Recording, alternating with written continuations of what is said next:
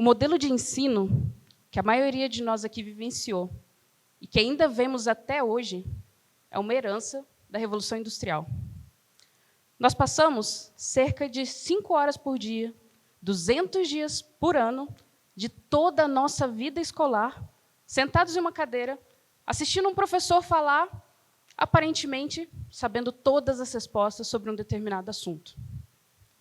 Não é uma surpresa que, quando a maioria de nós entra no mercado de trabalho, a gente tem essa ideia de que os nossos líderes também terão todas as respostas, que eles têm clareza do caminho que a empresa deve seguir. Mas essa expectativa não é sustentável, nem para o time, nem para o líder. Pesquisas mostram que 55% dos líderes brasileiros se sentem estressados e 30% dos funcionários acreditam que seus chefes estão à beira de um burnout. Só em 2022, quase 7 milhões de profissionais brasileiros pediram demissão.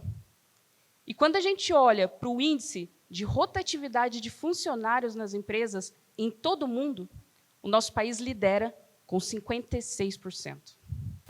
Ser líder não é uma tarefa fácil. E é humanamente impossível ter todas as respostas em um mundo em constante mudança. Um líder, ele deve ser capaz e ter coragem de se adaptar rapidamente a essas mudanças. E ele precisa ter energia para garantir que o seu time tenha o ambiente e as condições necessárias para fazer um bom trabalho. Entre os motivos de tantas demissões, os mais apontados são falta de alinhamento, a ausência de feedback e a ausência de uma cultura organizacional sólida. Eu queria que vocês parassem e pensassem um pouco qual foi o seu maior ato de coragem. Qual foi aquele momento em que vocês pararam, respiraram fundo e resolveram dar aquele passo decisivo para a vida de vocês? O meu momento foi que eu pedi para assumir a diretoria de uma empresa de aviação quando eu tinha apenas 23 anos e eu ainda estava na universidade. Eu não tinha certeza de quais caminhos a gente deveria seguir. Os planos de monetização não estavam dando certo e o projeto estava para ser encerrado. Eu definitivamente não tinha todas as respostas. Mas eu acreditava muito no negócio. E eu decidi que eu queria tentar salvá-lo. Eu tinha algumas premissas claras do que eu queria enquanto liderança para a cultura da empresa. Primeiro, eu queria que meu time tivesse autonomia. Eu queria que eles se sentissem livres para comunicar suas ideias, para testar ações e para transitar no negócio. Eu queria que eles tivessem motivos para engajar de verdade com a nossa missão e participar das tomadas de decisão. Eu queria um ambiente dinâmico, movimentado, leve, divertido. E, principalmente, eu queria que cada um se sentisse seguro para entregar o melhor de si. Em 2019, a gente ainda estava tentando encontrar uma forma de crescer. E eu assisti uma palestra sobre experimentação nas empresas. E, naquele momento, eu falei, é isso. Parecia exatamente o que eu estava procurando. Eu encontrei ali uma ferramenta que permitia que nós pudéssemos testar possibilidades para atingir o nosso objetivo. Mas não foi uma decisão fácil de ser tomada. A gente tinha um pouquinho de dinheiro em caixa e decidir contratar aquela consultoria foi sob o risco da empresa nem sequer sobreviver tempo suficiente para a gente aplicar o que estava aprendendo e ver os efeitos disso. E o que eu aprendi com essa consultoria, que nos trouxe aqui até agora, é o que eu quero compartilhar com vocês hoje. A metodologia, ela consiste em mapear os desafios do seu negócio, olhar para toda a jornada do seu cliente, do seu usuário, e entender quais são os pontos que são gargalo. Às vezes é quando eles chegam no site, às vezes é quando eles vão falar com atendimento ou com o vendedor, às vezes é quando eles não acham um produto. Quando a gente olha para a jornada inteira, a gente consegue entender onde as coisas não estão funcionando. A partir do momento que a gente escolhe o desafio certo, aquele que, se a gente mexer, tem um grande potencial de mudar o futuro do nosso negócio, a gente traz todo o nosso time para uma dinâmica de ideação. Então, nesse momento, cada um traz uma ideia do que a gente pode fazer, do que a gente poderia implementar e testar para conseguir resolver aquele desafio do nosso negócio. Com alguns experimentos ali priorizados, a gente passa por uma dinâmica onde cada um do time tem a chance de votar, baseado em 3 critérios. Primeiro, o impacto que a gente espera que aquele experimento tenha no nosso negócio.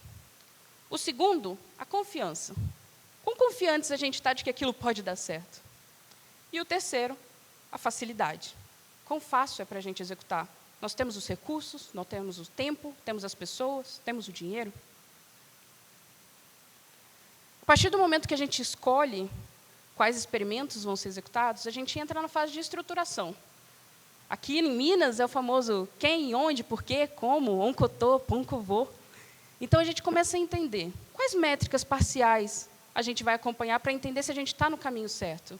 Quais recursos nós vamos precisar? Como a gente vai fazer isso? E a partir desse momento que a gente executou, fez toda essa estruturação, a gente inicia um ciclo de experimentação. Tudo que a gente faz, todas as nossas ações, todas as nossas métricas parciais, todos os nossos erros, todos os nossos aprendizados são documentados. E ali a gente gera todo o histórico de qual caminho a gente seguiu. E aí a gente consegue avaliar o impacto daquele experimento no nosso desafio. Ao fim de um ciclo de experimentação, existem 2 possibilidades. A primeira, não funcionou. Se o nosso experimento não funcionou, e para mim é essa parte mais rica do processo, a gente aprende. E é em cima desses aprendizados que a gente itera, que a gente cria novas ideias, que a gente deriva aquele experimento para continuar perseguindo ali o nosso objetivo. Por outro lado, maravilha, quando funciona, a gente escala, a gente automatiza, a gente usa isso para alavancar a nossa empresa. O mais interessante é que essa metodologia, quando ela é incorporada de verdade no dia a dia da empresa, ela acaba se tornando parte da cultura. Aos poucos, o time se sente natural sobre aquilo. Então, ele passa por cada uma das etapas sem parecer que é um processo. Vira uma forma de como a gente faz as coisas. As ideias surgem orgânica, a comunicação flui de um jeito muito melhor e a gente consegue responder muito mais rápido aos estímulos do mercado. Aqui estava a chave para o tipo de liderança que eu queria ser desde o início. O nosso time alcançou um nível de sinergia em que hoje, qualquer oportunidade pontual que aparece, a gente está pronto para abraçar, se isso significar que a gente pode crescer. E eu trouxe um exemplo disso para vocês verem como funciona. Em julho de 2020, nós tivemos uma crise de abastecimento na aviação no país, com a distribuição de um combustível adulterado que estava provocando a corrosão de partes de aeronave, o que vocês devem imaginar gera um prejuízo de milhares de reais por aeronave e traz um risco crítico à segurança. E quando as primeiras notícias saíram, uma pessoa do meu time falou: por que a gente não usa a nossa ferramenta para comunicar esse tipo de risco para o piloto? A gente fez uma força-tarefa. E em menos de 4 horas, nós subimos uma camada dentro da nossa ferramenta, onde o piloto podia ver todos os pontos de abastecimento que tinham reportado aquele lote adulterado. Assim, a gente permitia que os pilotos pudessem planejar os seus voos com muito mais segurança. Não é fácil. A experimentação é sobre isso aqui. 67,33% de tudo que a gente testou deu errado. E alguns deram muito errado. A gente tem uma página na documentação que chama Errou Feio, Errou Rude, que é para a gente sempre lembrar ali que a gente passou uma vergonhazinha quando estava experimentando alguma coisa. Mas a gente idolatra esses momentos, essa chance de errar, essa chance de experimentar e essa chance de aprender.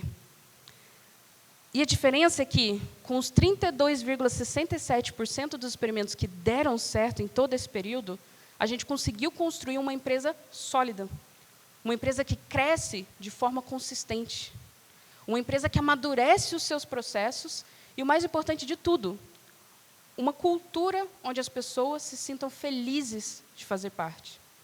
Eu tenho a honra de, pelo menos uma vez por mês, receber mensagem de algum profissional incrível do mercado dizendo: eu queria muito trabalhar na sua empresa. Ou ainda, o meu sonho é que a minha empresa tivesse a cultura como a de vocês. E eu acho que essa é a maior recompensa que a gente consegue ter dentro do nosso negócio. Nesses 4 anos de experimentação, eu me sinto muito feliz de perceber que aquelas premissas que eu trouxe lá no começo dessa aventura estão muito fortes no meu time. No nosso dia a dia, a gente faz de tudo para acabar com o achismo. A gente olha para as nossas métricas, a gente tenta entender por que cada coisa está acontecendo, o que a gente vai fazer a partir disso. Então, a gente consegue tomar decisões de uma forma muito mais assertiva. Além disso, o meu time participa do processo como um todo. Eles entendem o que a empresa é, o que ela está fazendo, por que ela está fazendo aquilo e por que cada um de nós está se dedicando a uma determinada tarefa. Eu consigo ter uma equipe hoje que entende por que a gente decidiu seguir por esse caminho e não por aquele. Uma equipe que consegue perceber que os esforços que eles dedicam no dia a dia nos ajudam a dar um passo em direção aos nossos objetivos. Nós temos um histórico de toda a nossa jornada, todos os nossos erros, os piores, todos os nossos aprendizados. Tudo isso está documentado, aberto para todo o nosso time poder ler. E isso gera uma inteligência coletiva que faz com que as nossas decisões e os nossos próximos passos eles façam muito mais sentido. Uma coisa mágica, eu tenho um time inteiro que lidera junto comigo. Eu não sou uma líder sozinha numa empresa, eu acho difícil você ser líder sozinho. Eu tenho um time inteiro que se dedica, que se preocupa, que engaja com o que a gente está fazendo, que critica, que questiona. Eu tenho um time realmente que lidera. E isso me permite que, como uma liderança, como uma pessoa hoje na diretoria da empresa, eu possa dedicar o meu tempo para aquilo que eu acredito que é o mais importante, o bem-estar da minha equipe e o nosso futuro. Para qualquer empresa e qualquer negócio, o líder deve ser capaz de abrir mão de ter todas as certezas. Ele precisa querer ouvir de forma intencional. E ele precisa ser capaz de se adaptar rápido às mudanças que acontecem. E eu acredito que essa é a maior provocação que eu posso deixar para vocês aqui hoje.